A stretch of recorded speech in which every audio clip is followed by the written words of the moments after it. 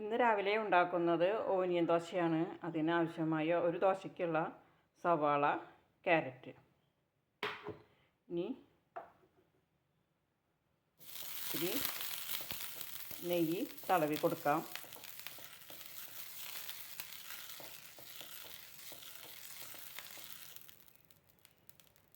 തടവി കൊടുത്തു. ഇനി അതിലേക്ക് മാവ് ഒഴിക്കാം. മാവ് ഒഴിച്ചു മെല്ലെ, അധികം പരത്തണ്ട, മെല്ലെ ഒന്ന് പരത്തി കൊടുക്കാം.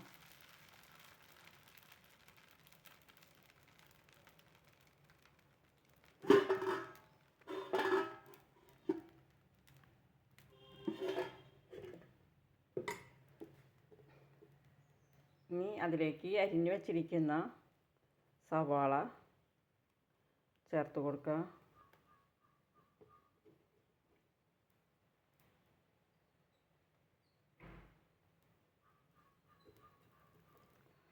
അതിൻ്റെ മീതെ ക്യാരറ്റ് ചെറുതാക്കി അരിഞ്ഞത് ചേർക്കാം. ക്യാരറ്റും ഓനിയനും കൂടിയിട്ടുള്ള ദോശയാണ്.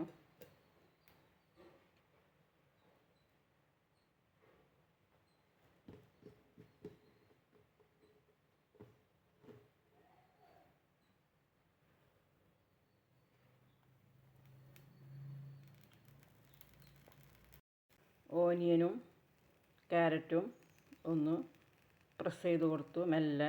ഇനി അതിൻ്റെ മീതെ ഒരു നുള്ള് ഇഡ്ഡലി പൊടി തൂവി കൊടുത്തു. ഇനി നമുക്ക് കുറച്ച് ബട്ടർ സൈഡിൽ കൂടി ഇട്ട് കൊടുക്കുക. അപ്പോൾ ബട്ടർ എല്ലായിടത്തേക്കും ആവും.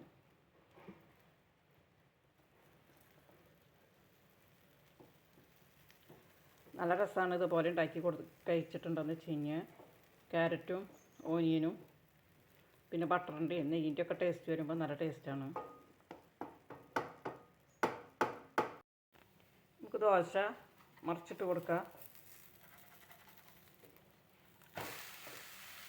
മറിച്ചിട്ട് കൊടുത്തു.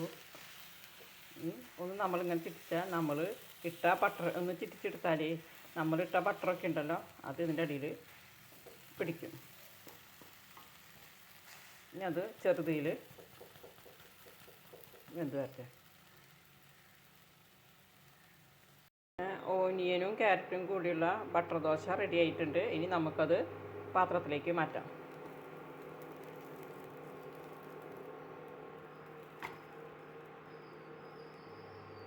ഇനി നമുക്കത് ചട്നി ചേർത്ത് കഴിക്കാം. എല്ലാവർക്കും നമസ്കാരം. ഇന്ന് രാവിലത്തെ ഭക്ഷണം എന്ന് വെച്ച് പറഞ്ഞാൽ ഓനിയനും ക്യാരറ്റും കൂടിയുള്ള ബട്ടർ ദോശയും ചട്നിയാണ് ഇന്ന് രാവിലത്തെ ഭക്ഷണം. നല്ല ടേസ്റ്റാണ് ഇത്. ഇതുപോലെ ഒന്ന് ഉണ്ടാക്കി നോക്കണം. അപ്പോൾ നമ്മൾ ഹോട്ടലിൽ നിന്ന് മേടിക്കുന്ന ഓനിയൻ ദോശയ്ക്ക് നമുക്ക് ഇത്ര ടേസ്റ്റ് തോന്നിയിട്ടില്ല. നല്ല ടേസ്റ്റ് ഉണ്ട്, നല്ല രുചിയുണ്ട്.